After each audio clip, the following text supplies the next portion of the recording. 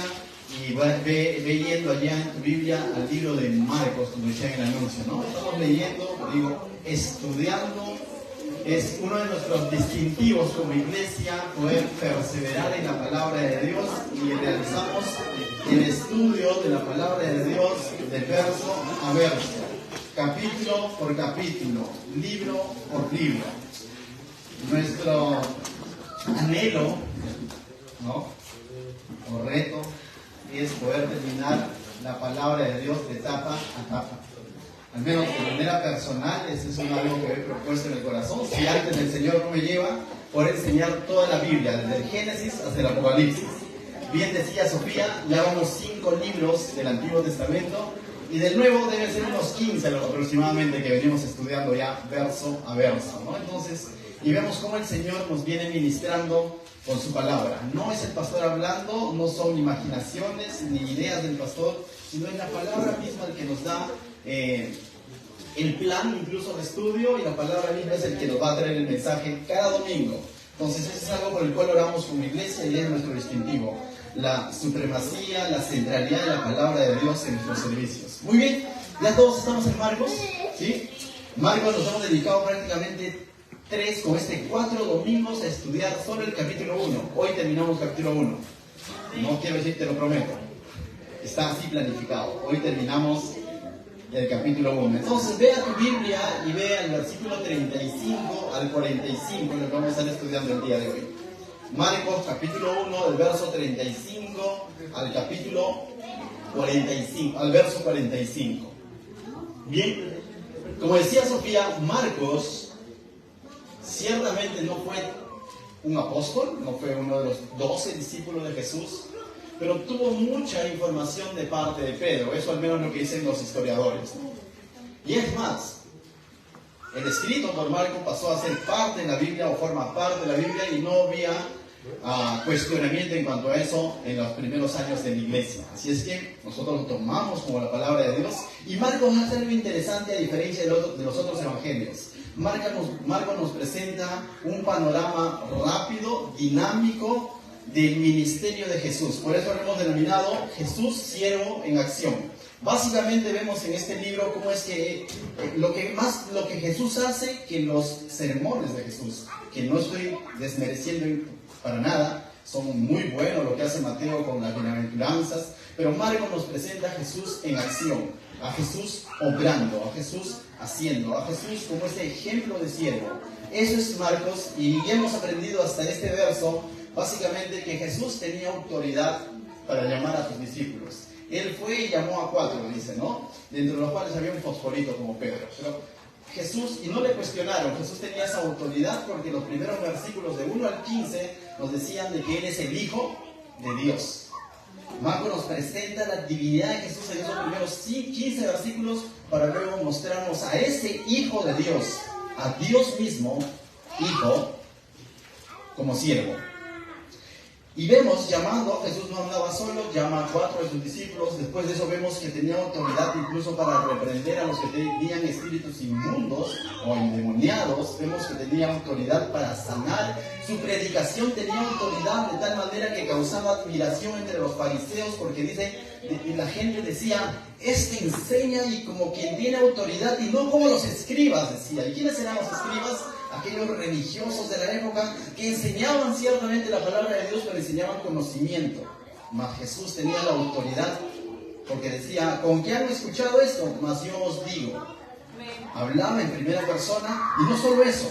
Más adelante vamos a ver que Jesús cumplía lo que Él predicaba. Él vivía lo que predicaba. Entonces, hoy vamos a ver, tenía autoridad incluso para sanar a una suegra. ¿Te das cuenta? Sanó a la suegra de Pedro, ¿no? Entonces, pero hoy del verso 35, en el 34 termina diciendo lo siguiente. Voy a leer el verso 34 para tomar viada, como dice.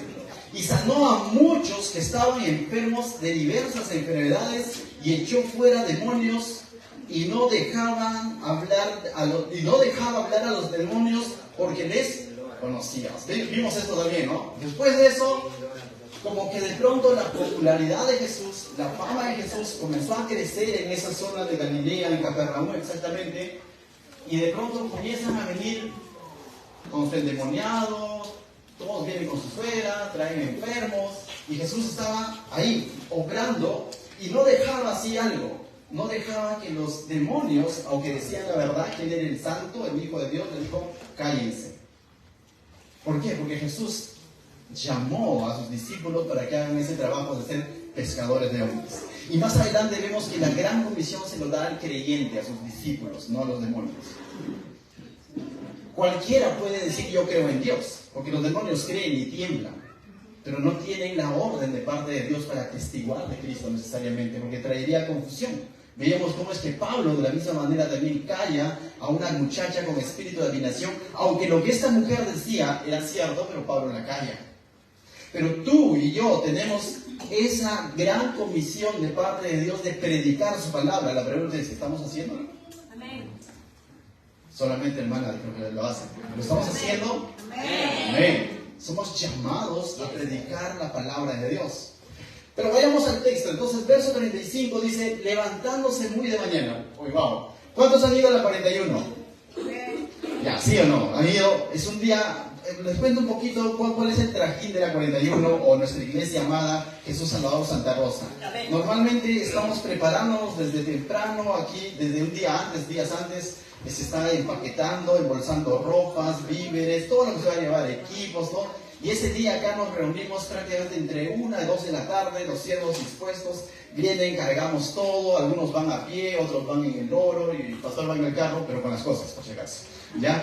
Llevando las cosas, y luego allá descargar, servir, es una chamba. Luego, hermanos, 5:30, nos despedimos de los hermanos de Santa Rosa, venimos acá a las 6, estamos acá instalando todo para tener nuestro servicio a las 6:30. Después de eso, termina el servicio y el pastor dice, pueden quedarse todavía un rato más para hacer coinonía y chocolatada, y nos quedamos un rato más.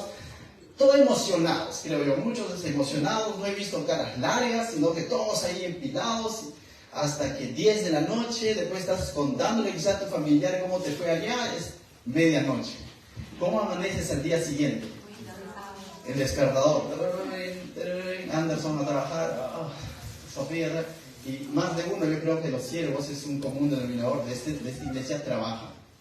Y al día siguiente tiene que cumplir una función en un trabajo secular, porque es así. Y te dan fuerzas, por lo general, como que quisieras que declaren asueto, ¿no? De pronto, quizás tu oración dice, Señor, declara asueto. Ahora te imaginas al Señor Jesús con sus 4 discípulos, a quienes había llamado, venían muchos a Él, con su endemoniado, con los enfermos, con la suegra. Jesús estaba, pero humanamente, porque siempre fue 100% hombre, ya me imagino que también se cansaba. Y Jesús habrá orado como nosotros siendo Señor asueto. ¿Qué dice el texto? Levantándose muy de mañana, siendo aún muy oscuro, salió y se fue a un lugar desierto y allí oraba. Una noche antes hemos visto a Jesús en acción, días antes Jesús en acción. Le traían endemoniados, le traían enfermos, le traían a la suegra, le traían... Y Jesús ahora se levanta muy temprano y comienza a orar. Busca al Señor. Pregunto, ¿Jesús tendría la necesidad de orar? Y algunos van a decir, bueno, depende, pastor. Si está en su naturaleza humana, claro, ahí salen los teólogos, ¿no? Pero si en su naturaleza divina, no, pues no eres Dios, ¿cómo cree? Bueno, yo te hago algo así. Si Jesús vio la necesidad de orar, ¿tú tendrás necesidad de orar? Amén. Amén. ¿Cuánto más? Tenemos la necesidad de orar. Lamentablemente, y hablo en general, lamentablemente esta es una de las disciplinas o los distintivos de la iglesia, y por qué no decirlo del creyente, que cada vez se está diluyendo más, que cada vez tiene menos acogida, se quiere decir. Convocatoria para celebrar el cumpleaños de tal persona, hermana en Cristo, llenecito. Hermanos, les invitamos a la reunión de oración, hermana Luz, bueno, voy a seguir contando, ¿no? Pero ahí están pocos muchas veces. Eso es propio del cristiano. No debe ser así, por cierto. Mientras más estoy ocupado en las cosas del Señor, más necesito orar. Amén. A veces pasa esto. Estoy tan apagado en las cosas del Señor que ya ni oro.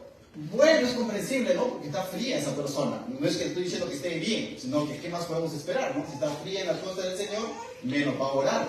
Realmente, una Una de las razones por que está frío es porque no está orando, no tiene una vida de oración. Ahora, pero a veces también puede pasar lo siguiente. Estamos tan activos en las cosas del Señor, estamos haciendo tantas cosas por el Señor, entre comillas, que de pronto nos olvidamos de orar. Cuando no debe ser así. Cuanto más sirvo al Señor, cuando más cosas me demanda hacer, más debo de buscar del Señor. Amén. Si no, ¿qué voy a dar si algo que no estoy recibiendo? Recuerden que el cristianismo no es una religión, no es cumplir una serie de reglas, sino que el cristianismo es una relación con Jesús, una relación con Dios. Entonces, ¿cuán necesario es que aprendamos a orar? El Señor Jesús en este pasaje entonces nos enseña que aunque Él tenía toda la autoridad, aún en su oración, en otro momento vemos su oración, cómo es que Él se sujeta y pone toda su dependencia en el Padre, Jesús como hombre. Uno podría llenarse la boca diciendo, el Señor me ha dado autoridad de ir y predicar el Evangelio a todas las naciones y el próximo año comenzamos una nueva iglesia y yo estoy sirviendo a Dios. Tantas cosas podemos decir. Pero sabes, tenemos que aprender también a esperar en Dios. Tenemos que aprender a depender de Dios. Tenemos que aprender a guiar nuestras vidas por lo que dice el Señor. Y eso va a ser posible con una vida de oración. De lo contrario, voy a obrar, voy a actuar y voy a terminar como en la iglesia de Éfeso, a quien se le escribe un mensaje en el Apocalipsis, quienes habían perdido o dejado, mejor dicho, su primer amor. Y se jactaban de las cosas que hacían, pero habían dejado su primer amor. Hemos dicho más de una oportunidad. Más que de tu servicio, el Señor está esperando tu vida, tu corazón. ¿Amén? Amén. Lo otro es consecuencia. Si tu relación con el Señor está firme, tu vida de oración está firme, el servicio va a ser una consecuencia. Amén. Entonces, mira lo que sucede. Los discípulos despiertan, me imagino, ya no estaba quizás tan oscuro, sino ya estaba con el sol ahí, ¿no? Porque ellos estaban matados también, ¿no? O sea, cansados quizás. Despiertan los discípulos y ¿qué sucede? Y le buscó Simón y los que con él estaban, ¿no? Buscan a Jesús. Ay, yo estoy en su cama, ¿qué fue, no? Nos dejó y ahora, dice, y hallándole le dijeron, ¿qué le dijeron? Todos te buscan. Es decir, Jesús se estaba haciendo conocido, tenía días o quizás meses de haber comenzado su ministerio y ahora le buscaban. Lo interesante y lo curioso es para qué le buscaban. Hemos visto pasajes anteriores que muchos le buscaban solamente por el favor y no para someterse a su autoridad. No necesariamente lo buscaban por quién es Él, sino por lo que Él hacía. Y a veces sucede eso, ¿no? Buscamos a Dios solo por lo que Él nos puede dar y no por lo que Él es. ¿Me dejo entender? Pero esto significaba que la fama, por así decirlo, de Jesús, la popularidad de Jesús había crecido y estaban viniendo muchos con su suegra, con su endemoniado, con sus enfermos. Y de pronto los discípulos junto a Simón Pedro le dicen, ¿qué le dicen? Señor, todos te buscan, nos está yendo bien, está sonando en la radio.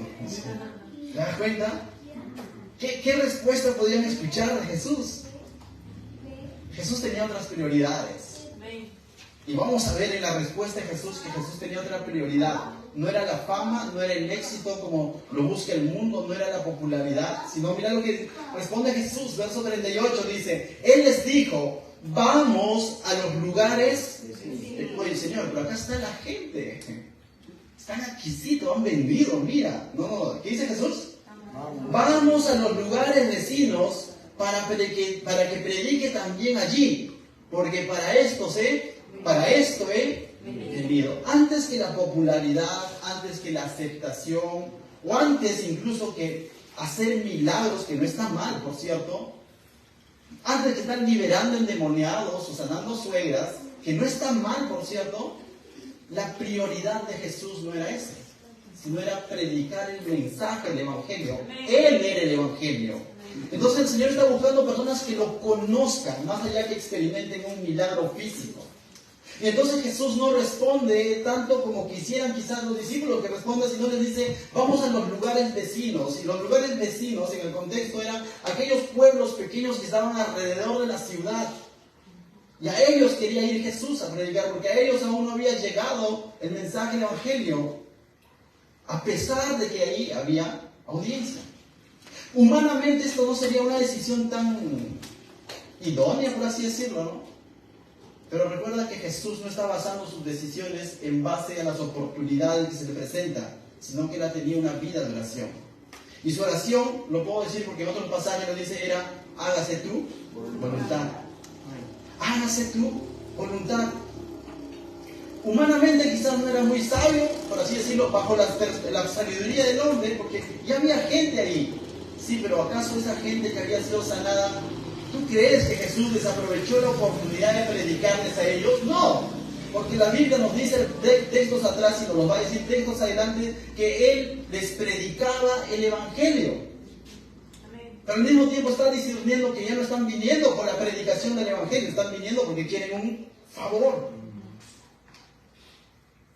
Una aplicación breve aquí para los que estamos sirviendo en las cosas del Señor. Las decisiones en el ministerio, lo anoté en mis apuntes de la siguiente manera, las decisiones en el ministerio no deben ser guiadas por las oportunidades que se nos presentan, sino por una vida de oración en el Señor.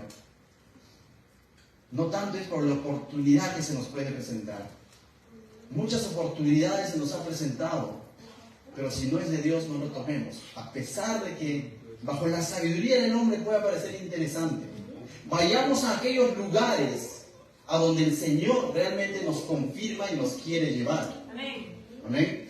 Me acuerdo años atrás, hace 9 años atrás aproximadamente, cuando comenzamos la Iglesia Jesús Salvador, me encontré con un, ¿por qué no decirlo? Con un pastor con quien había servido tiempo atrás cuando yo no ejercía el pastorado. Y por cierto, que él era tiempo, si ahora vives chivolo, yo era más chivolo. ¿Ya? Y me encontré por cosas que pasaron. Básicamente falleció una hermana en común, por así decirlo, y nos tuvimos que encontrar en el cementerio con este siervo. Y me dijo alguien que, te voy a contar, interesante para él, pero me lo fascinó. Anderson, tiempo, no sabían de ti, ¿dónde estás? Sí, allá en Pachacute, pastor, hemos comenzado una iglesia ahí, se llama Jesús Salvador, tiene todavía unos meses, o quizás tenía un año a lo mucho, ¿no? Desde que habíamos comenzado. Me dijo, hermano, yo conozco un lugar allá en Pachacute, donde tú puedes ir a pastorear, ya tiene todo. Tiene terreno, tiene construcción, tiene todo. Digo, no, pero el Señor me ha llamado y ya comenzamos una... No, llévatelos a ellos, pues, llévatelos para allá. ¿Sabes por qué? Dijo, porque ahí reciben ayuda de americanos, ¿sabes? Si antes nos hubiese dejado llevar por oportunidades, créeme que ni siquiera estaría pastoreando ahí. Simplemente ya no estaría en el ministerio. Respetuosamente le dije que no, que el Señor me había llamado y que me había confirmado para Jesús Salvador. Amén. Amén. Han pasado 10 años y podemos ver el favor de Dios. Quizás no somos multitud, pero podemos ver día a día los milagros que Dios hace en la vida y en la familia de cada persona que viene a este lugar y ahora en la iglesia en Santa Rosa. Amén. No te dejes llevar por oportunidades. Ante cualquier oportunidad que se te presente, acude en oración al Señor. El Señor Jesús no está decidiendo en sus emociones. Oh, acá hay gente, acá hay audiencia, me quedo acá. No, Él está diciendo, he venido a predicar el Evangelio, para eso he venido, sabía para qué había venido. Él sabía cuál era su llamado, cuál era su ministerio. No está mal liberar endemoniados, no estaba mal sanar enfermos, pero la prioridad era presentar el mensaje del Evangelio. Amén. Amén. Aquí mismo hacemos en nuestro programa ciertas actividades con los niños, con los kids, con los teens, en la misma 41, todo eso, pero nuestra prioridad no son tanto las actividades, sino nuestra prioridad siempre es presentar el Evangelio. Y eso nos tiene que mantener como iglesia, nos tiene que mantener como cristianos, a donde tú vayas. Tu prioridad es presentar el mensaje del Evangelio, es decir, presentar a Jesucristo mismo a las personas de diversas maneras. Verso 39 dice: Y es una especie de resumen del ministerio de Jesús en Galilea, este versículo. Dice, y predicaba en las sinagogas de ellos en toda, ¿dónde? En toda Galilea, y echaba fuera los demonios. ¿No es interesante? Mire el orden.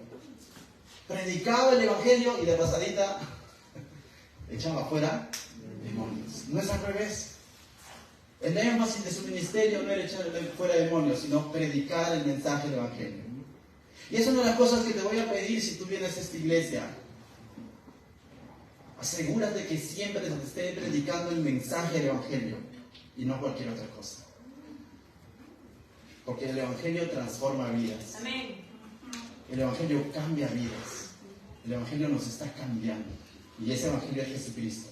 Verso 40 dice, vino a él. Ahora te dices, wow, entonces Jesús solo predicaba. No vayamos al extremo de solo predicar.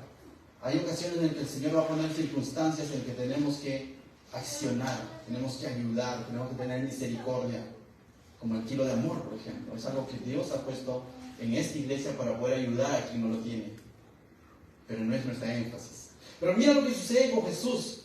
Dice verso 40, vino a él un leproso rogándole e hincada de rodillas le dijo, si quieres puedes limpiarme. Y me parece interesante este verso y gracias a Dios porque nos da esa oportunidad de poder estudiarlo en su contexto, verso a verso. En medio de ese pareciera que se está saliendo del tema, ¿no? Jesús está hablando de la predicación y de que había personas que venían por interés. Versos atrás veíamos que, pero él predicaba con autoridad y su énfasis durante todos estos versículos ha sido de que él predicaba el evangelio. Pero en medio de eso le viene un leproso. Y dice, viene rogándole, ¿no? Y este leproso interesante porque sabía quién era Jesús. ¿Por qué decimos que sabía quién era Jesús? Porque le dijo, si quieres puedes limpiarme. No le dijo, a ver si puedes, límpiame. Este leproso está seguro de que Jesús le puede limpiar. Este leproso sabe quién es Jesús. Y no solo está buscando un favor de Jesús, por cierto, sino que se está sometiendo al señorío de Jesús. Se está sometiendo a la voluntad de Jesús, porque su petición es si quieres. Y no le está ordenando a Jesús. Y muchas veces acudimos al Señor ordenándole que haga cosas, cuando debería hacer nuestras oraciones, hágase tu voluntad. Señor, si está en tus planes que pueda optar por este trabajo, que así sea. Abre la puerta. Señor, si está en tu voluntad sanarme, que así sea. Básicamente vemos a este leproso es distinto a ese grupo, a esa multitud que iba solamente para que le hagan un milagro. Este leproso le dice, si quieres. Yo sé que tú puedes. Y Jesús podía porque era el Hijo de Dios. Amén. Pero le dice, si tú quieres, haz tu voluntad. Este leproso prefiere someterse al señorío de Jesús antes que ver solo por su enfermedad. Cierto, tenía esta enfermedad y esta enfermedad era incurable para aquella época. Y era muy relacionado al pecado. Y vemos en el libro de Levítico, capítulo 14, lo lees con calma en casa, que cómo se trataba con los leprosos, los sacaban fuera de la ciudad y ellos tenían que caminar. De alguna manera era una enfermedad que te llevaba a la discriminación, porque tenía que caminar diciendo, inmundo, inmundo, inmundo soy, para que nadie se le acerque. Y si es que por ahí había una causal en Levítico, busca capítulo 14, si había una causal, de pronto sucedía un milagro, que no encontramos registro en la palabra de Dios más que cuando entra Jesús en acción. Si sucedía un milagro, de pronto, si este leproso era sanado, tenía que presentarse ante el sumo sacerdote o ante el sacerdote y decirle, y el sacerdote tenía que hacer una serie de purificación y una serie de sacrificios y podía declarar ciertamente que ya no tiene lepra. Pero esto estaba en teoría, porque no encontramos registro bíblico que haya sucedido así en el Antiguo Testamento. Pero viene Jesús y este leproso inaugura esa ley, por así decirlo, o ese procedimiento que se hacía.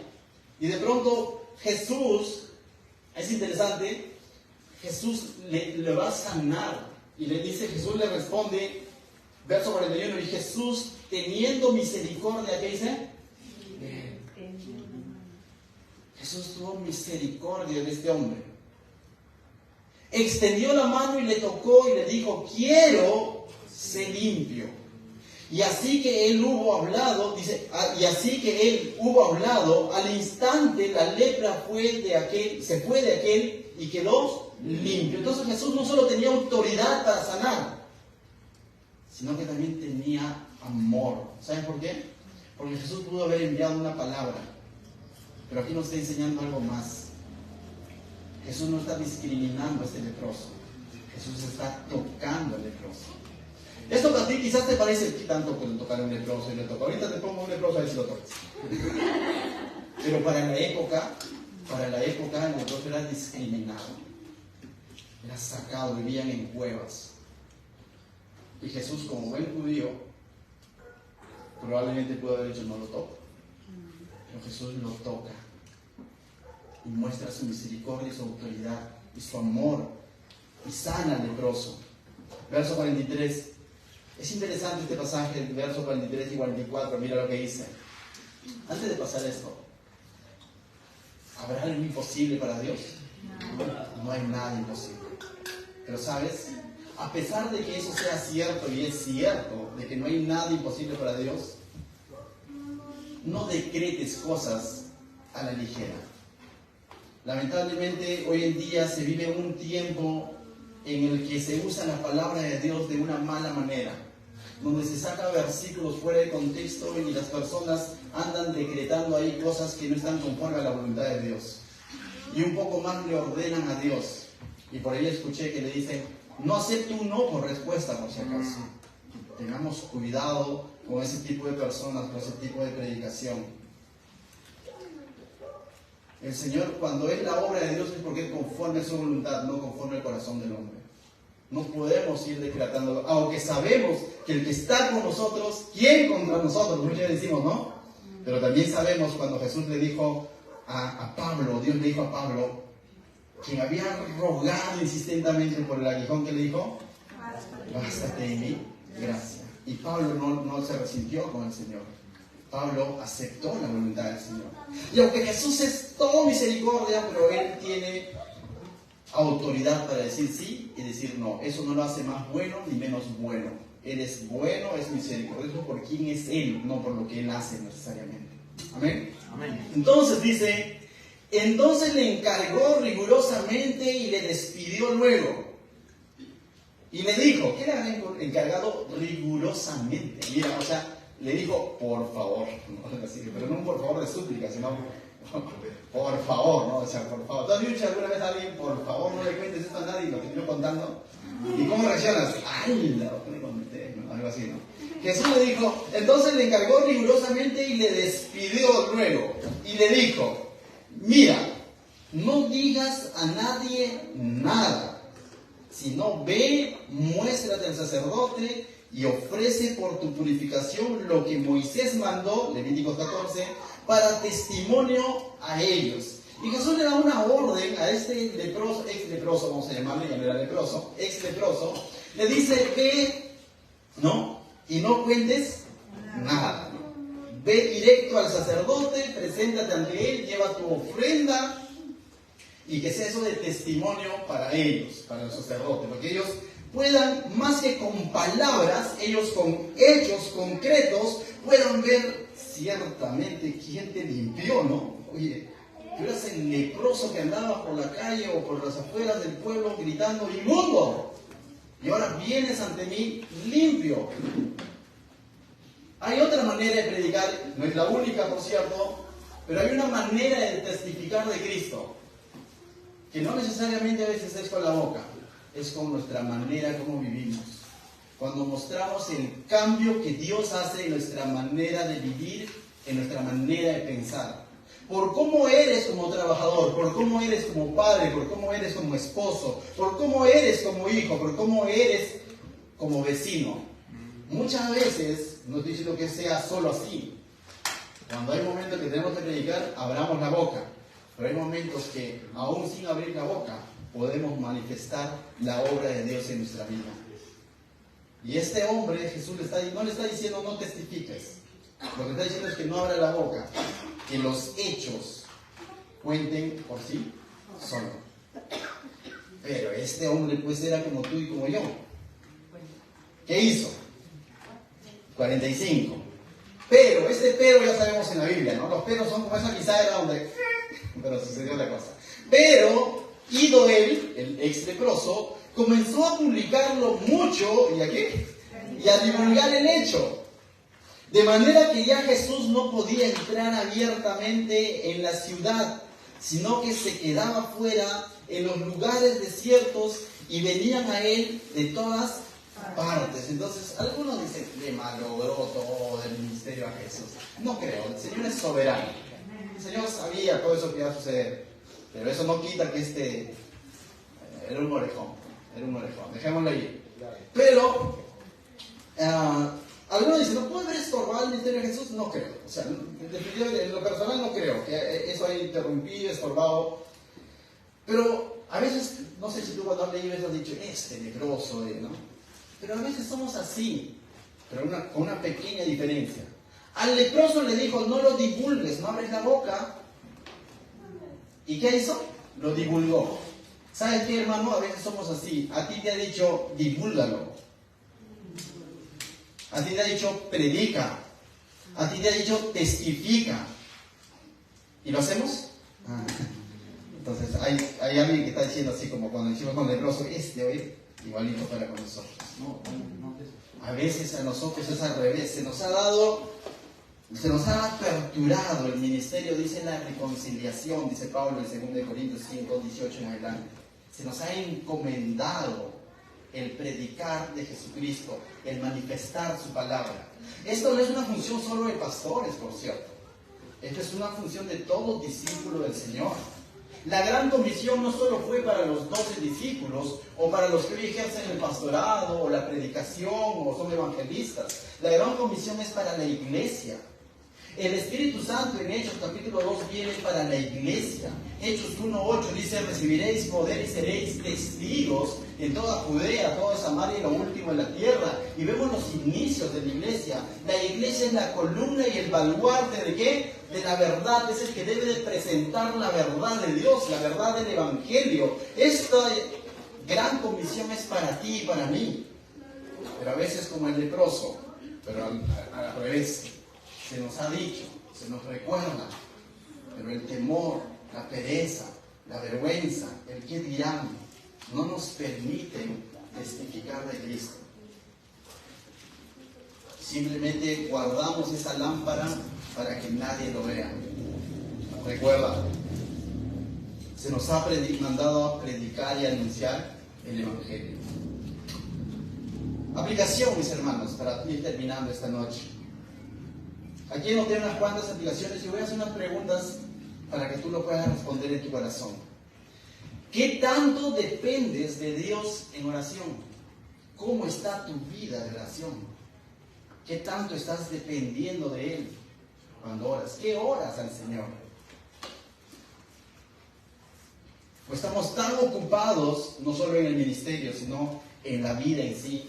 Trabajo, estudios, qué sé yo, hijos, yernos quizás para algunos, negocios. Estamos tan ocupados que de pronto no nos da tiempo de orar. Entonces la pregunta esta noche que tú deberías de contestar es, ¿qué tanto estás dependiendo en oración del Señor? ¿Estamos acudiendo al Señor en oración? Si Jesús mismo lo hizo, ¿cuánto más nosotros? La segunda pregunta de esta noche es, ¿qué guía nuestras decisiones? ¿Las oportunidades? ¿La fama? ¿La popularidad? ¿O la voluntad de Dios? Se me ofreció una oportunidad, no lo puedo perder, pastor, lo tomo. Oye, aguanta, te vamos a orar. No, yo lo tomo en el nombre del Señor. Creo que porque digo en el nombre del Señor, esa fue la oportunidad y a veces nos metemos en problemas. ¿Qué guía tus decisiones? ¿Realmente la voluntad de Dios o las oportunidades? Oportunidades en esta vida para distintas áreas va a haber muchas, pero no todas ellas vienen de parte de Dios. Oportunidades laborales, oportunidades de relaciones, oportunidades de estudio, oportunidades de viaje, oportunidades de todo tipo se te va a presentar. No dudes en llevarlos en oración al Señor. no vivas de las oportunidades. Ellas pueden fallar, pero el Señor no falla. La tercera pregunta es, ¿para qué acudes al Señor? ¿Para que te haga el milagro? Si ya eres cristiano, ya te hizo el milagro más grande en tu vida, te ha salvado. El Señor dijo, ¿de qué sirve que yo ganara el mundo si perdiera mi alma? Cierto, si hay una enfermedad, una situación difícil de economía, de familia, acude al Señor. Pero que eso no sea tu constante. Tu vida de oración no solo puede estar llena de peticiones al Señor. Él no es el milagrero nada más. Él es el Señor. Y Él quiere tener una relación contigo y conmigo. Entonces, ¿para qué estamos acudiendo al Señor? ¿Como esta multitud que acudía solo por milagro? ¿O estamos acudiendo a modo leproso diciendo, Señor, si tú quieres, haz tu voluntad en mi vida? Sometámonos al Señor, a la voluntad del Señor. Y por último, Él te ha llamado a anunciar su palabra. ¿Lo estás haciendo? ¿Lo estamos haciendo? Él nos ha llamado a anunciar su palabra de diversas maneras. Y no seamos como el leproso que le dio la contra. Si Él nos ha llamado a anunciar su palabra, entonces anunciemos su palabra. Amén. Amén. ¿Qué tal si nos ponemos de pie y oramos en nuestros lugares para poder decirle al Señor que pueda bendecir nuestra vida? Yo voy a invitar a los hermanos de alabanza que puedan pasar al frente.